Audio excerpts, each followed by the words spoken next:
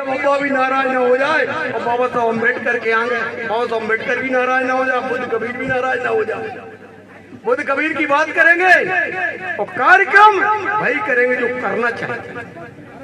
हम 1% बौद्धिस्ट नहीं है, 1% कबीर रविदास के वंशज नहीं। रविदास की वाणी को 1% नहीं मानी।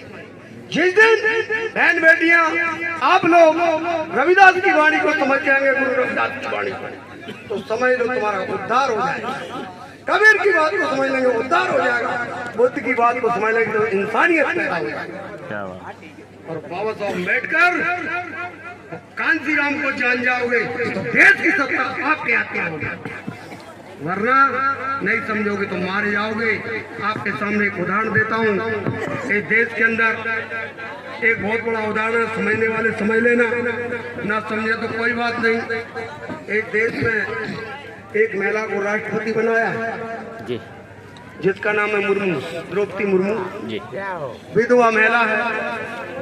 क्यों बनाया है? आदिवासी महिला को शीर्ष पद पर बैठा रहा है और जमीन पर आदिवासियों को जमीन में मिलाया जा रहा है। क्यों? कांग्रेस ने ही वही काम किया। एक दलित आदमी को, खड़गे को अध्यक्ष बना दिया। इससे पहले इंदिरा गांधी के टाइम में बाबू जगजीवन राम को अध्यक्ष बना दिया था।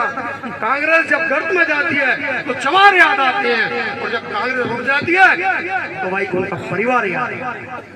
ये कांग्रेस भाईचारे पर भारतीय जनता पार्टी चल रही है।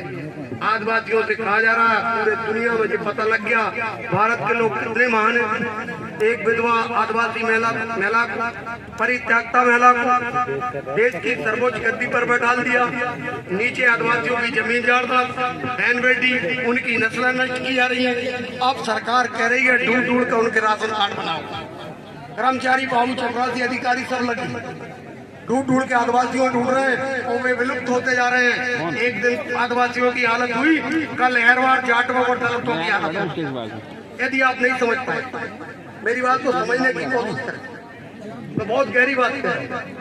यदि आप इतिहास की बात करते हैं तो इतिहास से प्रेरणा मिलती है, प्रेरणा से सोच बनती है, सोच से शक्ति बनती है, शक्ति से ताकत बनती है, नहीं ताकत बनती है, ताकत से शक्ति बनती है, शक्ति से शासक बनता है, शासक अपनी योजनाओं को लागू करता समाज में, देश के, और देश के जब लागू करता है तो फिर उससे जब ताकतवर हो जाता है तो सीमाओं को भी बदलता है। उसको कहते हैं भूगोल।